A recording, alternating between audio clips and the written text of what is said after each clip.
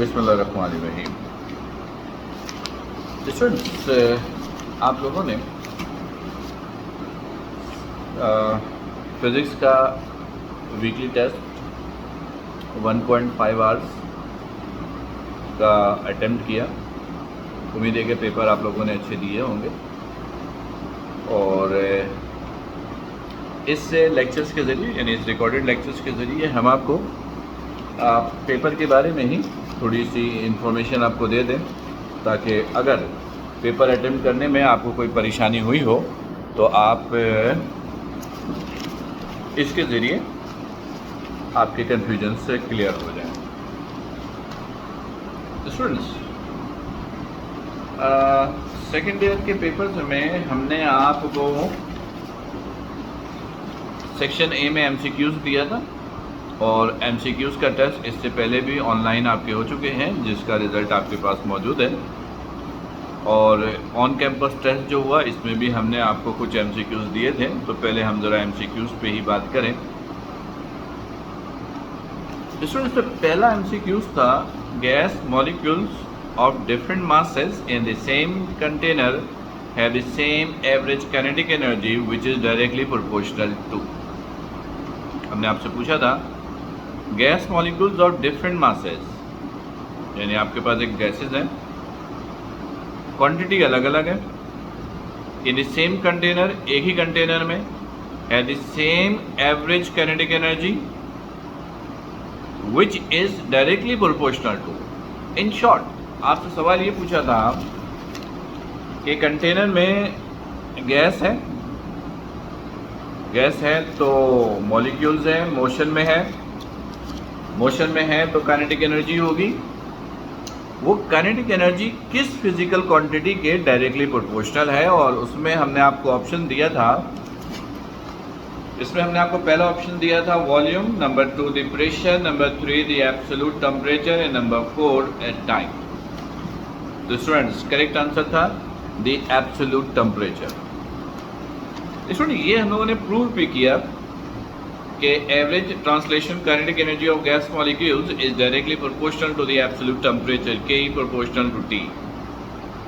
तो मेरा ख्याल है कि ये एमसीक्यू आपने आसानी से अटेम्प्ट कर लिया होगा। और जो आपको लर्निंग मटेरियल्स प्रोवाइड किए गए हैं नोट्स की शक्ल में, उसके अंदर भी ये एमसीक्यूज मौजूद होंगे। आप चाहें तो उसके ज़रिए भी आप प्रिपरेशन में हेल्प ले सकते हैं।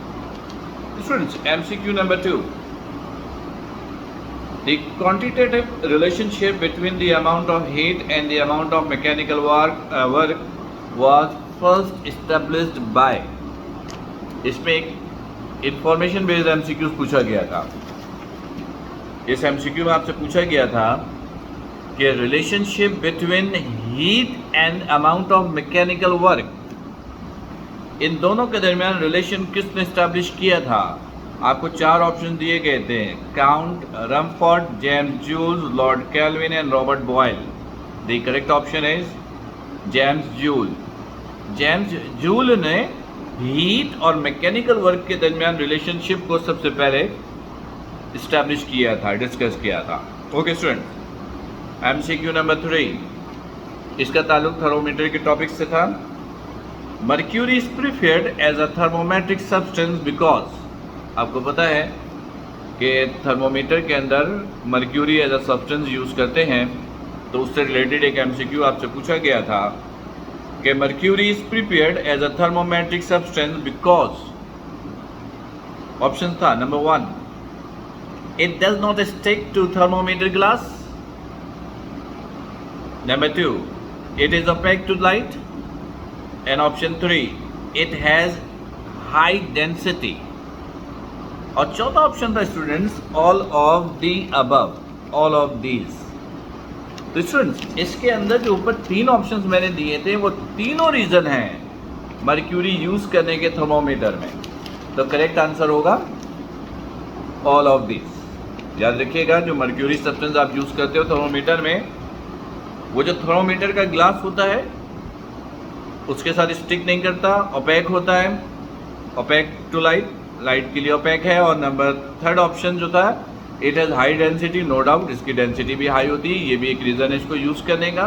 तो correct answer is all of the above. Okay students, now the next MCQ is the temperature on Fahrenheit scale corresponding to absolute zero is. बड़ा आसान सा MCQ था. टेम्परेचर की एक वैल्यू गिवन थी और फ़ारेनहाइट स्केल में इसकी वैल्यू आपसे पूछी गई थी. मैं MCQ रिपीट कर रहा हूँ. The temperature on Fahrenheit scale, the temperature on Fahrenheit scale means आपको फ़ारेनहाइट स्केल्स में टेम्परेचर की वैल्यू बतानी है. Corresponding to absolute zero is temperature given the absolute zero. What is absolute zero? Absolute zero means you have temperature 0 Kelvin. आपको temperature given था kelvin में which is 0 kelvin. आपको relation use करना था TF - 32 over 180 is equal to TK - 273 over 100 यानी 100. TK की जगह 0 आपको पुट करना था. फिर आप इसको सॉल्व करते हैं तो आंसर आपको मिलता -460. -460 is the correct answer. Right. Okay students, next MCQ था heat may be produced by.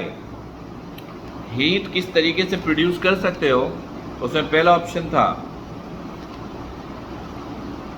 Frictional process, frictions के जरिए, केमिकल प्रोसेस, केमिकल प्रोसेस के जरिए, इलेक्ट्रिकल प्रोसेस, और चौथा ऑप्शन था ऑल ऑफ दीज. तो आपको ये चूज करना था कि हीट किस तरह प्रोड्यूस किया जा सकता है और ये कुछ ऑप्शंस गिवन थे. तो correct answer is all of these. ये जो तीनों ऑप्शंस गिवन थे, इन तीनों ऑप्शंस के जरिए आप हीट प्रोड्यूस कर सकते थे. ओके स्टूडेंट्स, ये कुछ MCQs आपको हमने ऑन कैंपस टेस्ट में आपको दिए थे. स्टूडेंट्स, अब जरा बात करते हैं सेक्शंस बी की. सेक्शंस बी में हमने आपको 5 क्वेश्चन शॉर्ट क्वेश्चन दिए थे और ये सारे के सारे आपको अटेम्प्ट करने थे. पहला क्वेश्चन बड़ा सिंपल सा था. Define Celsius scale and Fahrenheit scale, also prove that both coincide to each other at -40 degree. तो स्टूडेंट्स, मेरा नहीं ख्याल है कि इस क्वेश्चन में किसी को कोई प्रॉब्लम हुई होगी. इसमें सिंपली आपको सेल्सियस थर्मोमीटर और फ़ारेनहाइट थर्मोमीटर की डेफिनेशन देनी थी और आपको प्रूव करना था कि ये दोनों कोइंसाइड करता है -40 डिग्री पर. इसका सॉल्यूशंस आपकी कॉपी पर मौजूद होगा. उम्मीद है कि आपने आसानी से अटेम्प्ट किया होगा. स्टूडेंट्स, फिर एक न्यूमेरिकल मैंने आपको दिया था. A metre steel rod is corrected at 0 degrees Celsius and -2.5 degrees Celsius respectively. फिर आपसे कहा था what will be the difference between their lengths at 60 degrees Celsius और अल्फा की वैल्यू गिवन थी. मैं रिपीट कर रहा हूँ. A meter steel rod is corrected at 0 degrees Celsius and -2.5 degrees Celsius. और फिर आपसे पूछा था what will be the difference between their lengths at 60 degree Celsius. Alpha की वैल्यू गिवन थी.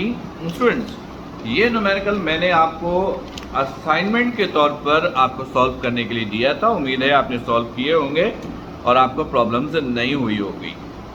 अगर फिर भी आपको प्रॉब्लम्स हैं इस न्यूमेरिकल में तो आप मुझे व्हाट्सएप कीजिएगा. तो मैं इस न्यूमेरिकल का सॉल्यूशंस आपको रिकॉर्डेड लेक्चर्स की फॉर्म में आपको सेंड करूँगा और आप उसके ज़रिए भी इस न्यूमेरिकल को आप सॉल्व कर सकते हैं. स्टूडेंट, क्वेश्चन नंबर 3 एक थ्योरेटिकल क्वेश्चन था. What is bimetallic thermostat? Explain it by using 1 applications on it. Student, याद है थर्मल एक्सपेंशन का चौथा लेक्चर था जिसमें हम लोगों ने बायोमेटालिक थर्मोस्टेट का फिनोमेना डिस्कस किया था और इसकी बहुत सारी एग्जाम्पल्स थी जिसमें आयरन इस्त्री जो आप घरों में यूज़ करते हो प्रेस करने के लिए, फायर अलार्म, बायोमेटालिक थर्मोमीटर, और हमने इस पर डिटेल में डिस्कशंस भी की थी. तो उम्मीद है कि इस क्वेश्चंस को भी आपने आसानी से सॉल्व किया होगा. Question number 4, find change in volume of an aluminium sphere of radius 0.4 metre when it is heated from 0 degree Celsius to 100 degree Celsius. Students, ये क्वेश्चन तो आपने सॉल्व कर लिया होगा, लेकिन इसमें आपने आपसे एक बात और पूछी. Also calculate expansion in percentage. इस क्वेश्चन का जो पहला हिस्सा था ये तो एज इट इज मैंने बुक से दिया, लेकिन इसमें मैंने ऐड किया also calculate expansion in percentage. ये आप कैसे कैलकुलेट करोगे? एक्सपेंशन परसेंटेज में निकालने के लिए पहले आपने एक्सपेंशन निकाल ली जिसको आपने चेंज इन वॉल्यूम का, इसको एक्चुअल वॉल्यूम यानी इनिशियल वॉल्यूम से डिवाइड कीजिए और उसको 100 से मल्टीप्लाई कीजिए तो वो मिल जाएगा एक्सपेंशन इन परसेंटेज। तो स्टूडेंट्स उम्मीद है कि आप अब इस न्यूमेरिकल को कंप्लीटली आप सॉल्व कर सकते हैं। नेक्स्ट, ये एक बड़ा इंपॉर्टेंट क्वेश्चन है, बोर्ड के पेपर पॉइंट ऑफ व्यू से भी इंपॉर्टेंट है। An air storage tank has storage facility is 112 liters and it has 3 kg mass at 18 atmosphere। ये तो इंफॉर्मेशन थी जिसमें initial volume, initial pressure and initial mass given था। How much air would have to be forced to increase the pressure up to 21 atmosphere. Pressure को आपने बढ़ाना था 21 atmosphere तक, और उसके लिए मज़ीद कितने एयर की ज़रूरत थी ये आपसे पूछा है। There are no change in temperature. Student ये तो आपके बुक का शॉर्ट एग्जाम्पल है, पेज नंबर 11 पर शॉर्ट एग्जाम्पल 11.2 है, वहाँ से आप इसको देख सकते हैं। ये हमने क्लास में भी इसको अटेम्प्ट किया था। और स्टूडेंट सेक्शन सी तो नहायत ही आसान था, इसमें एक क्वेश्चन था, उसके 2 पार्ट थे। पहले पार्ट में आपसे पूछा गया था define coefficient of linear expansion and coefficient of volumetric expansion, also establish a relation between that. Simple सा क्वेश्चन था, beta is equal to 3 alpha आपको ड्राइव करना था, अल्फा और बीटा की डेफिनेशंस भी देनी थी। और इसका सेकंड पार्ट था state Boyle's law and Charles law, also derive general gas equation PV is equal to NRT. General gas equation इसमें आपको ड्राइव करना था, लेकिन बस इस बात का ख्याल रखना था कि फर्स्ट ईयर वाला मेथड जो केमिस्ट्री में या छोटी क्लास में आपने पढ़ा उस मेथड से आपको ये ड्राइव नहीं करना था, आपको एक्सपेरिमेंटल मेथड के जरिए ये आपको ड्राइव करना था जो सेकेंड ईयर फिजिक्स में इंक्लूड है। स्टूडेंट तो उम्मीद है कि आपने इस छोटे से रिकॉर्डेड लेक्चर्स के जरिए जो पेपर आपने अटेम्प्ट किया उस पेपर को कम्प्लीटली समझ लिया होगा। अगर कोई गलती की होगी तो उसका भी आपको पता चला होगा। जो मिस्टेक्स हुई हैं नेक्स्ट टाइम कोशिश कीजिएगा कि ये गलतियां ना हो। इंशाल्लाह फिर आपसे मुलाकात होगी, तब तक अपना ख्याल रखिएगा। अस्सलामु अलैकुम।